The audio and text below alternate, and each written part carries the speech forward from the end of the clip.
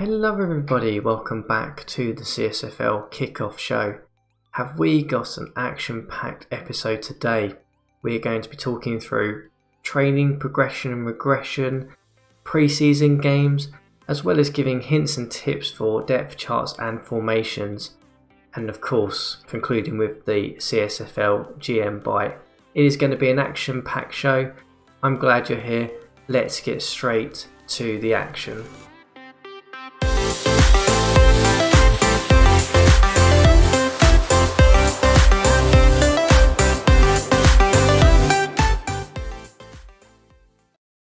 Okay, let's dive straight into it and get ourselves started with the training camp results. Now, I know we've been talking about this over the week on the Discord server, but I wanted to just break down a few things that I think are really interesting observations to share with you all, and hopefully continue that interesting discussion that has been going on. First place I'm going to start is probably talking about some of the training camp gains. So we are obviously at the main screen here. We're talking about the biggest gains that have happened across the league during this season's training camp. And I mean, it's no surprise that a lot of these players who are making huge gains are rookies and have just been drafted.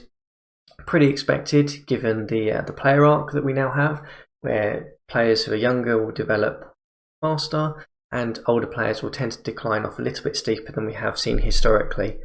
But I think there's a few interesting observations here. One is to talk a little bit about the fact that there is one guy on here, LONNIE, BALLENTINE, who is obviously not a rookie, but has had some really huge training gains. You can see here, just looking at his stats, I mean, pretty much everything went up across the board. He's now got some hands, some tackling, his endurance has bumped up a little bit, and his speed is looking pretty nice now. So he has obviously been in the league for a few seasons, not really played a lot from looking at this, but it kind of shows that hopefully we'll start to see, as the training camps continue and we keep this type of player regression and progression model, that you don't necessarily have to be a rookie to get that huge boost. It might be a potential rating that's coming to life, or a factor that means that maybe we'll start to see some players who've been sitting around, maybe not playing, suddenly through maybe some potential or development, end up being good starters, and then have a sort of a shorter career arc, in the sense that they maybe are late flourishers. So LONNIE BALLENTINE is one that I've noted through this training camp as a really interesting one. And it kind of comes down to a couple of things. One is that he hasn't played a lot, so it can't be because he's been playing for the Giants or the Steelers before that.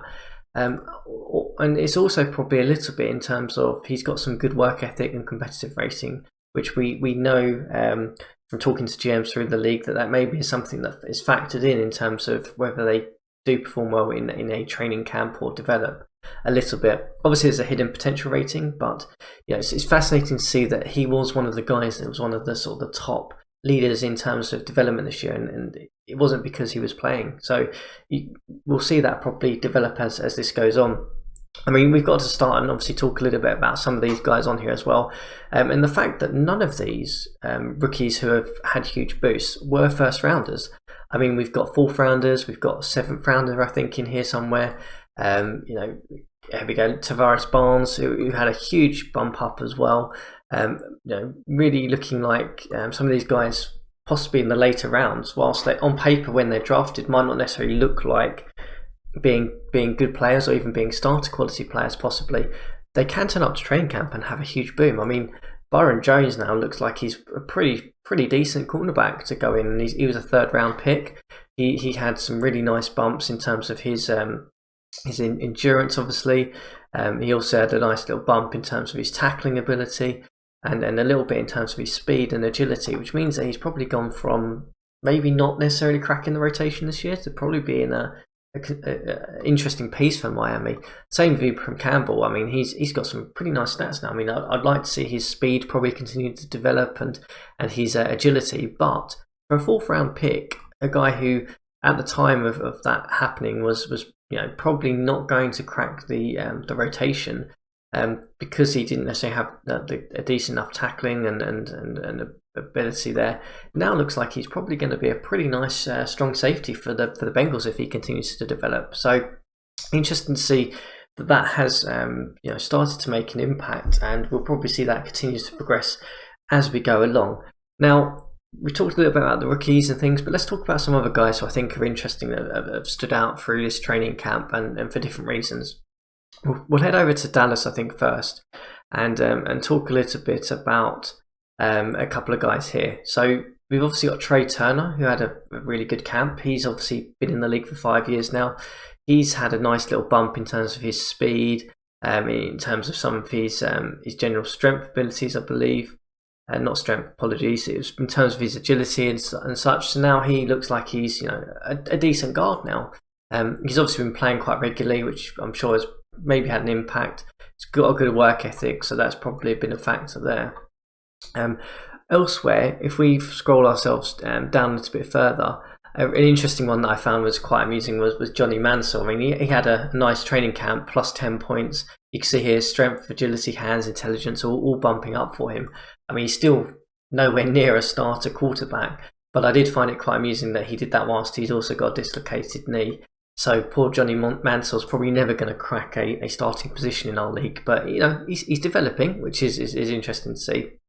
And then a couple others on the progression front I want to talk about. First one is DENARIUS Moore. So this is a 30-year-old wide receiver who's been around the league a lot. Been one of the better wide receivers in our league for a very long time now, putting up some really, really solid numbers. And you can see here in his progression through training camp, he bumped up in speed and agility and run block, which is interesting. But he now is he looks, continuing to develop at 30 years old is really fascinating. And I'm sure the Titans are going to be pretty happy about that, given their wide receiver selection this year. So that's great to see that it's not only just the rookies that develop, but also you do get some spikes of some older players as well, maybe before they go up, get to that sort of prime level, and then maybe fade away a little bit. And there's another guy on here that I wanted to talk about. I'm just going to see if I can find him. We might have to search for him in a second because he might not necessarily appear on here. Let's see if we can go and find him. And that is none other than the man who keeps on developing despite the age that he is, and that is RONDE BARBER, who had an insurance boost, amazingly, at the age of 44 years old, and hasn't shown any decline in the past several seasons. So at 44 years old, he is still probably one of the, a very good starter quality cornerback in this league. So it kind of goes to show that whilst we see progression through rookies and through a different range of ages, you can still have guys who do have a little bump up despite their age. So it's nice that there's a little bit of randomness to it at times. So let's talk a little bit about some of the progressions that we've seen through the training camp. Let's talk a little bit about some of the regressions and the declining players, and a couple that are probably worth noting. So I guess the only downside that I find with this way that's presented within Draft Day Sports Pro Football is obviously the training camp losses. A lot of these guys are all just free agents, and I understand that there's still question marks around how that works, and there's a disagreement, I guess, between whether that should happen or shouldn't happen, because it basically makes a lot of these players just they're never going to be able to play in the Pro League again after having a huge decline during training camp because they haven't been on a team. So it does muddy the water a little bit when you look at this, because obviously these declines are because of that, and it means that you don't necessarily get to see guys who have gone into training camp and have had a decline. So let's go and talk about a couple of guys, as I said, that were in training camp that did have a decline and are of note because of their value over the league, their performances to date, things like that. So I've got just a couple of names. First one is JAMAAL Charles from Kansas City. So he had a little bit of a decline, and when we look into it, so he dropped a little bit in speed and a little bit in terms of his strength ability and his endurance, I believe. So he gained a bit of strength actually. So his endurance dropped off a little bit. So he's starting to show a little bit of decline over the past couple of seasons. You can see the chart, sort of some of the key ratings here are declining off, which, he's still an absolutely elite running back, but he's probably not at the level he was several seasons ago, where he was probably one of the premier, if not the best running back in the league. So it's interesting to see that his arc is starting to come down at the age of 33, and we'll probably see him continue to decline, I imagine, over the coming years. And it kind of brings back to another factor that for me I would like to see in this game develop forward, because I think this chart and the UI is really good at presenting this. It can be a bit muddy at times. I mean, it'd be nice to be able to custom set this based on the positions a little bit more, and have it a little bit clearer in terms of the color differentiation. That would be nice. The other thing would be able to show on the training log declines as well, because it's hard at a snapshot when you're looking at this graph to kind of see what the declines are, and you have to sort of go in here and have a look at the actual drop downs and things. So it's a little bit frustrating. So that'd be something I'd like to see in the next version, is just a little bit more of this being cleared up a bit more. But there is another guy that is worth talking about, and that's because he was one of the big free agent signings of the off-season, and that is Ben Roethlisberger, who had some nice bumps in his hands and arms, but he started to show a little bit of decline in his accuracy rating, going down from 82 to 78. So again, I mean, Roethlisberger is still going to be one of the very best quarterbacks in the league, there's no denying that, but that accuracy rating dropping below 80, it probably means that he's showing signs of that decline now, and we can see his general endurance, his general strength is dropping off quite dramatically now as he gets to his older ages at 37. So Big Ben will still be an elite quarterback this year, there's no doubt about it. But we're starting to see some declines of some of these long-standing elite players across the board here. So it's worth pointing out some of those interesting things. So that kind of brings us to the close of training camp. Well, let's talk a little bit about some of the preseason games today, and see if there's anything of interest that stands out there for us, as we've had the first set of games been played. So let's have a little look. Let's quickly whack the scores up here and dive into any that maybe look a little bit interesting, or maybe stand out. We just got to get these ones going. Here we go. Oh, some of them have already got the scores shown. Okay, so we'll just get them all up, and then we'll have a little look here. So, I mean, if we look across the board, I mean, I don't think there was too many surprising results. I mean, some of the teams that were still elite last year have continued to develop on that. I guess one to sort of shout out about is that the Dolphins, who have had a really interesting off-season, brought in some really, really good personnel, struggled a little bit here against a predominantly benched Steelers team. So there's a couple of things to factor in here. I mean, Ben Roethlisberger had a fairly average game, 2 interceptions, probably held him back a little bit. He's also made 2 rushes, which is surprising. I'm guessing that's because it was the end of the game. But I think the surprising thing from my perspective is that they didn't quite get a lot out of that running game and that receiving game. So maybe the offense isn't quite clicking there at this moment in time, and there's probably some work that still needs to be done on that Dolphins team before they get to the regular season. If we scan across, I guess the Panthers losing was a surprise as such.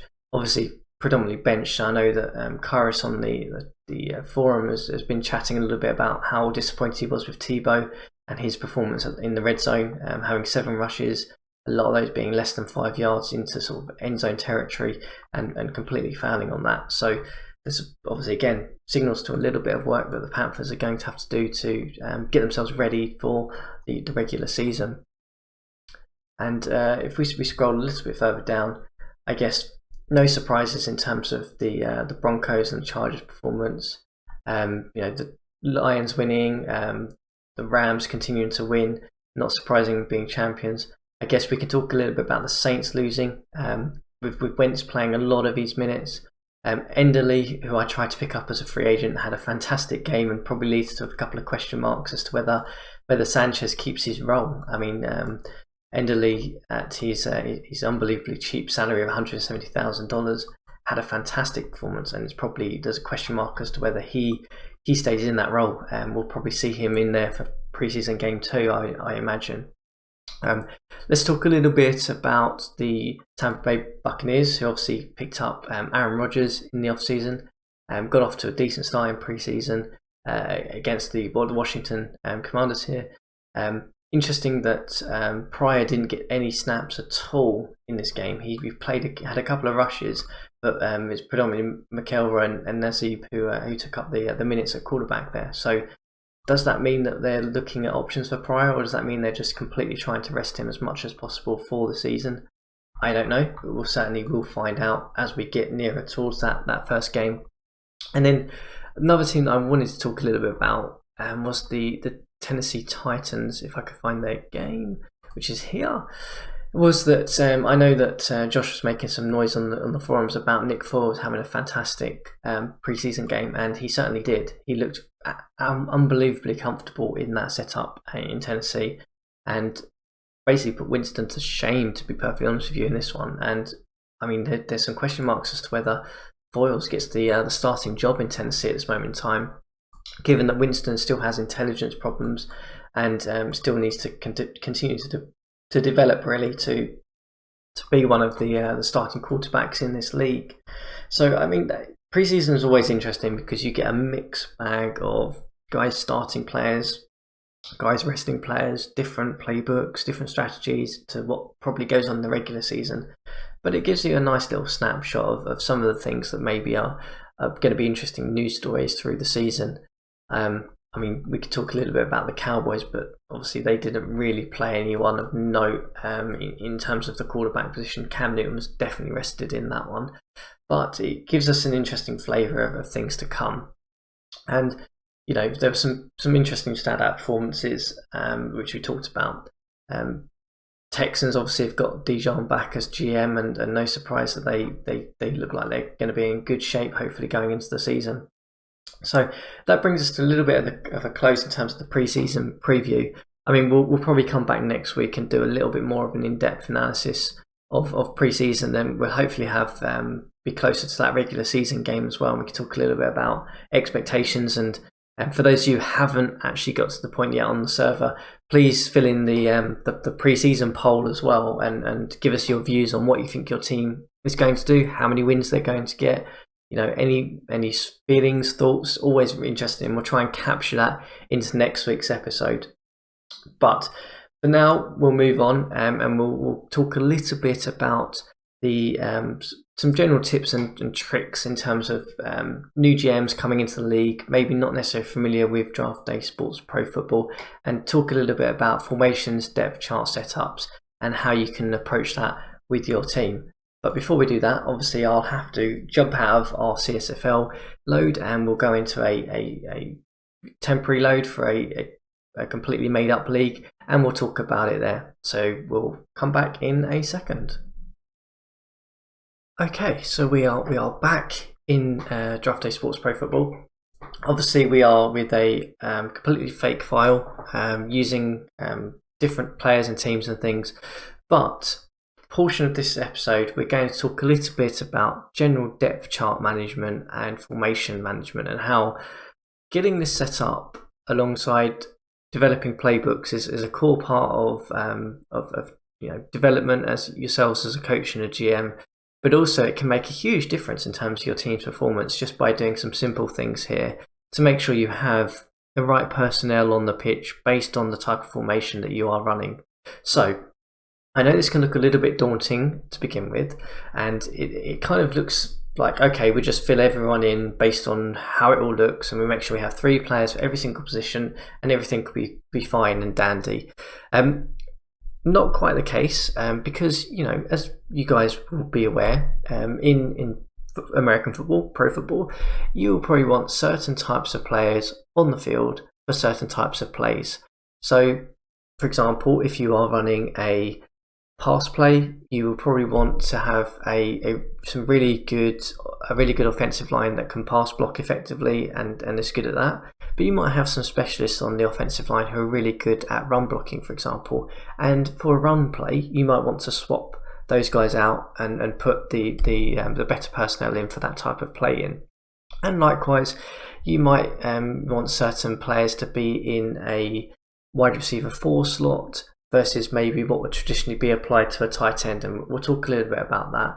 And likewise on defense, you might have a completely different setup of personnel for if you're defending with 5 backs versus a nickel or a dime defense, and you can apply all of this. The great thing about this game is that you can just put positions and players in and just go, okay, that's roughly everything. I'll, you know, live and die by how that looks. But you can really micromanage this down to that point, and we're going to talk a little bit about how you would go about doing that.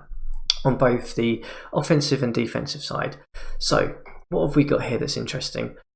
First thing to point out is obviously the drop downs. You can obviously set up offense, defense and special teams. Unfortunately for special teams in this game, you can only really set returners and punters, and you can't really set up a full special teams formation type and who's going to be out there. So we won't talk too much about that in this episode. Let's focus a little bit on the offensive side first. So the great thing about this is you can set different packages and you can name the packages. So if we go to offensive play package 2, I can obviously set this to, I don't know, for example, I want this to be my run package, and I can update that. And obviously now we've got some proper naming convention. So we can set up a run package, a pass package, and let's say we want to set up a 4 wide receiver package as well. So we can obviously update this. You don't have to run past 4 wide receiver. You can do this based on certain formation types that you want to run, and you can really micromanage it down to that point. Unfortunately, you are limited to just 5 packages, so you can't do every single formation type. It doesn't quite fit. But you can, if you want to have certain players out there for certain types of formations, you can make sure that obviously happens as best you can.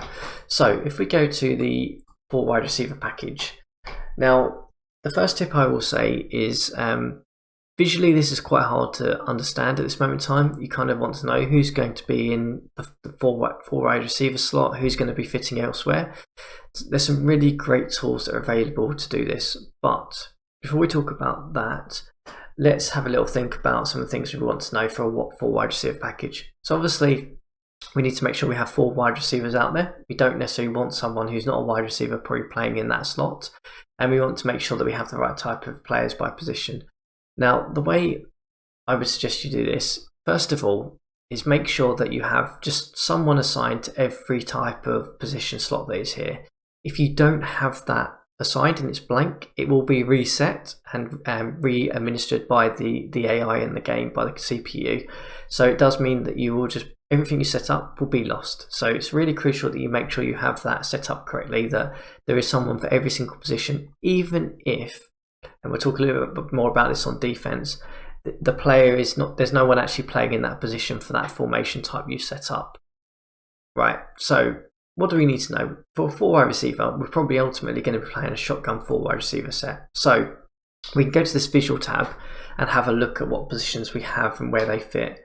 So you can see at the moment, we've got our offensive line, and we might want to tweak that and make sure we have some good guys in there who probably can pass block effectively. We can have a look at that in a second. But the key thing to look here is that we've got Devin Funchess in at both slots, at 3 and at 4, which clearly is not going to work. He can't play 2 positions. So why is that? Let's have a little look and work out why that is. So if you go into here and you look at the wide receiver slots, we've obviously got Adams, Cobb, Funchess, and then it's been reassigned to Funchess again. And the reason for that is, if we just double check, let's just make sure that we've got this set up.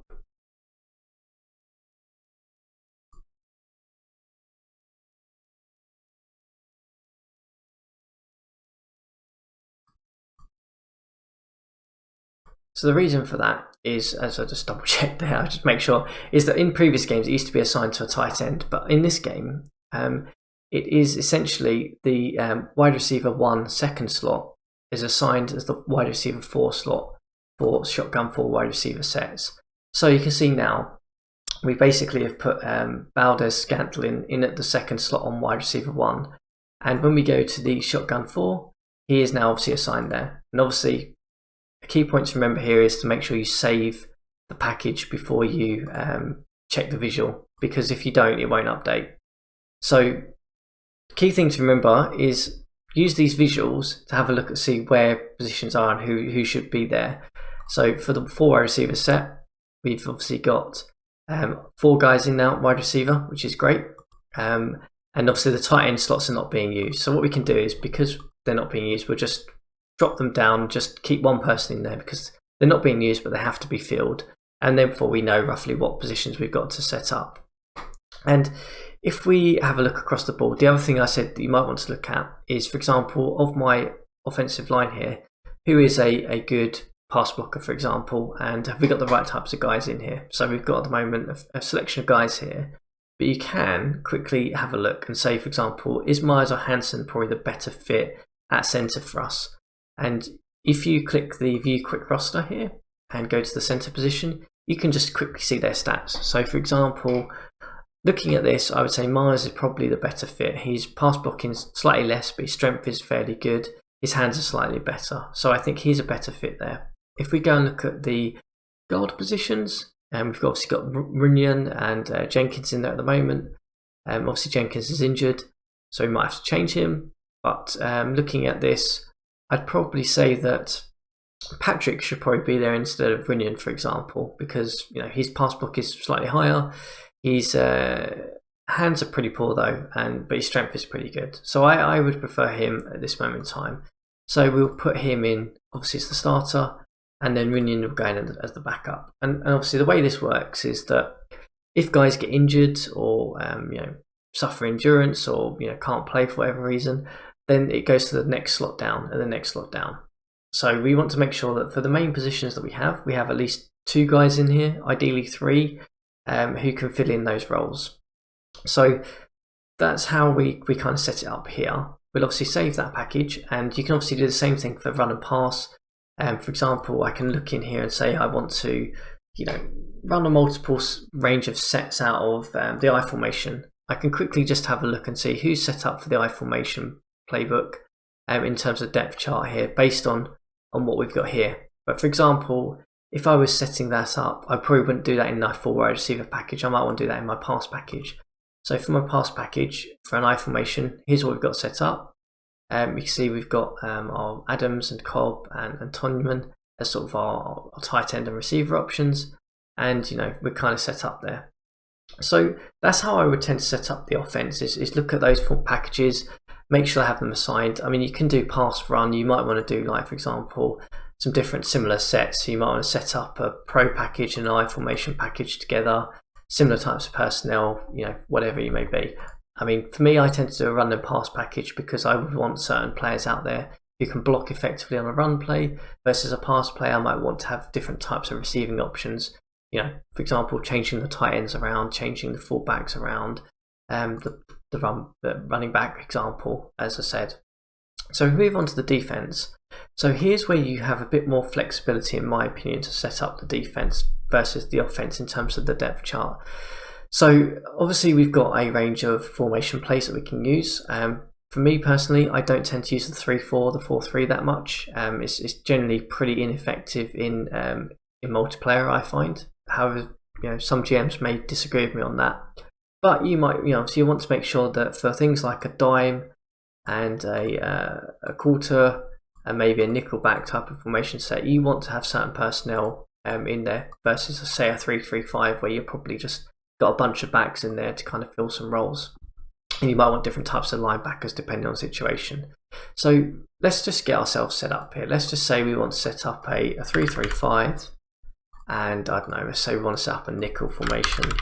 So, if I can actually spell nickel correctly, that's great. So we update that. So we've now got a 3-3-5 in nickel formation. So what was the first thing I said we would do when we're setting up depth charts? Well, make sure that sort of every slot is filled. But first thing I'm going to do once I've done that is go to my 3-3-5 and look at what positions are being used. So black is in there as a nickel back. We've got our linebackers 3 slots, our cornerbacks in, and 3 safety and 3 front guys. So we've got a left defense tackle and right defense tackle and an NDT, which is Kenny Clark. So obviously they're not using the edge positions, so we can just blank those out. And we'll have to just make sure, obviously, as usual, someone's slotted in there. They're obviously not using the NB2 slot, so we can remove out the guys underneath there. So we'll save the package, we'll go to view the formation. It all looks fine. But I want to know, perhaps, for example, on the 3-3-5, who my linebackers are. So I might want to have more speedy linebackers if I'm running 3-3-5. If I'm using that to predominantly, protect deep coverages and make sure there's pace in there to pick up multiple receiving slots. So we might want to check that. So we can obviously go, as I said, back into here, quick view the roster, look at my linebackers, you know, who's got a bit of speed, who's a good tackler, you know, who's got that agility to kind of cover that position. And that's how I tend to set up as we sort of go through this. Obviously defensive tackle 2 and 1 are kind of primarily in use, but I obviously will want to probably know who's going to be covering that NT position. So as I say here, you know, looking at this, if we go back to our position sets, we've got Kiki, Lowry and Clark. So Kiki, Lowry and Clark.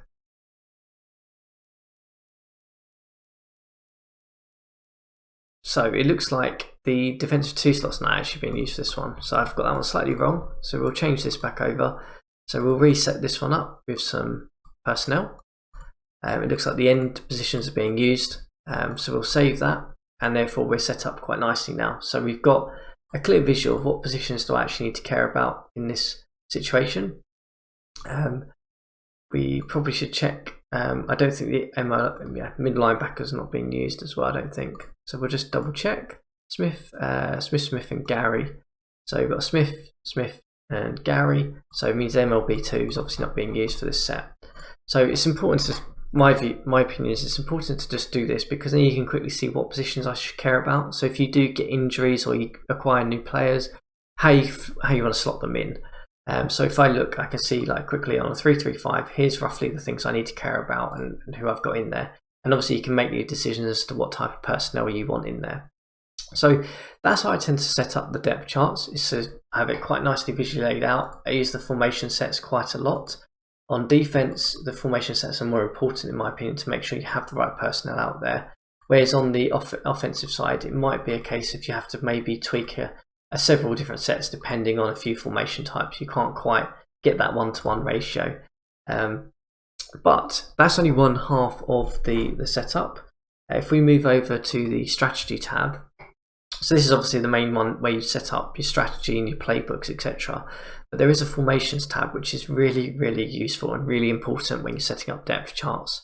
So you can see here the way the formation setup works is you scroll down and you look at basically your formation types on offense and on defense depending on situation, and you can assign a weight to those depth charts that you've essentially set up. So for example, in my 4 wide receiver package here that we've set up, if I go down, I want to obviously probably use that all the time when we are running a 4 wide receiver set.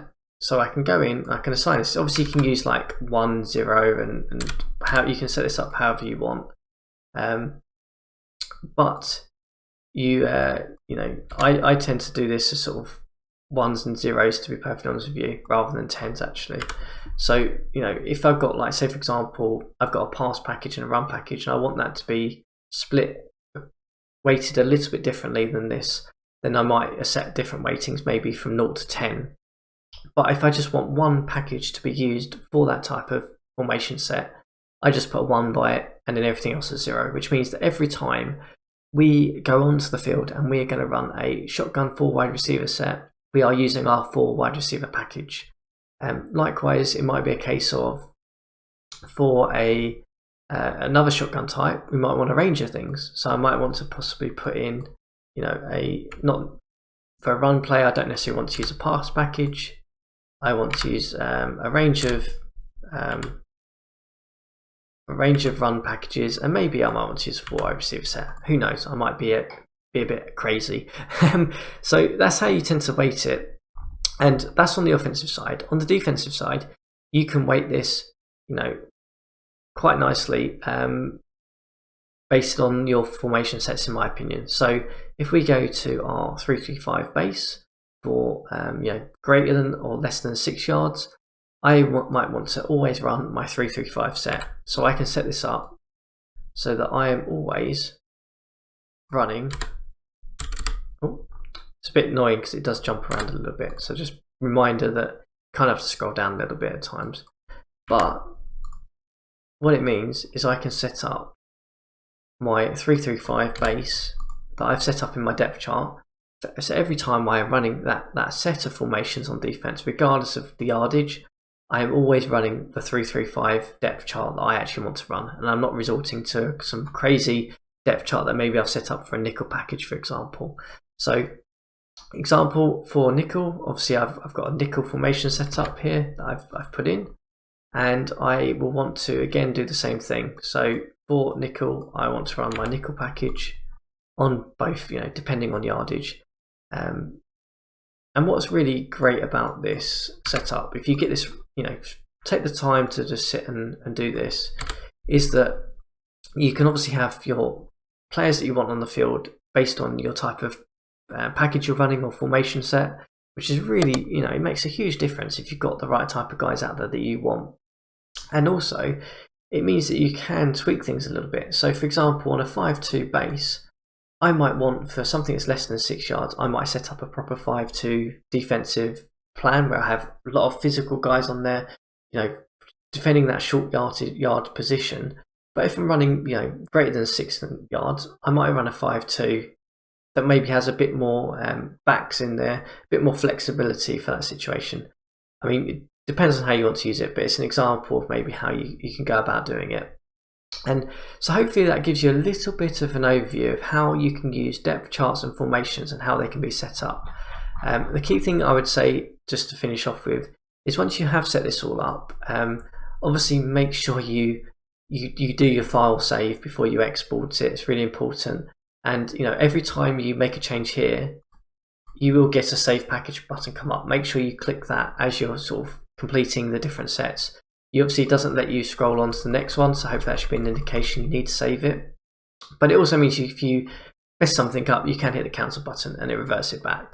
But just make sure you save it as you go along. Keep it up to date, so you don't lose maybe a large portion of time spent doing this. But of course, guys, if you have any questions on depth chart, on formations, you can drop me a question on the channel here, or you can drop me a line on the Discord server, and I'm happy to try and help you as best I can. Because I think, personally, whilst playbooks is something we'll probably come on to in a later version of the show, setting up your depth charts and formations is a good fundamental start to make sure you do have the right players on the field at the right times of when you want them. And if you can get that right to begin with, that's a huge step. That plus understanding the talent to then start iterating playbooks and working on that as you progress and develop your career in the CSFL. But now let's move on to the next portion of our show, and that is, of course, the CSFL GM Bite section. So I hope you all got your guesses ready for who it was for last week's episode. Let's play that back again and then reveal who it was. You are listening to the GM Bite on the CSFL Kickoff show. Okay, did you manage to guess it correctly? Of course, it was none other than the Arizona Cardinals GM, Palm. Palm, thank you very much for providing the CSFL GM Bite for last week. For those of you who did watch last week's episode, you would have probably got that one fairly easily, given that he did give us a full-blown interview as well of the JJ Watt trade. But that brings us on nicely to this week's CSFL GM Bite. Let's listen to it now and get your guesses in, as usual, either on the channel here or in the server, as to who you think the GM is with this bite. You are listening to the GM Bite on the CSFL Kickoff show. So there we go. Get your guesses in. We'll obviously announce who the GM is on next week's show. It's a bit of a tricky one this week, I think. I don't think they've actually been on any of the CSFL Kickoff shows before. So there's a little bit of a hint for you maybe. Get your guesses in and we'll see who it is next week. That does bring us to the conclusion of our show, though, for tonight and this week. Thank you very much for following along and listening about training camp and preseason reaction hot off the press. But obviously we'll be back next week to try and break down more of the preseason, as well as talking a little bit about our season expectations for teams and taking some of the amazing feedback that you guys have already provided on the poll as to how you think your team's going to do, who you think the champion of the CSFL is going to be this year. We'll be back to talk about all of that on next week's show.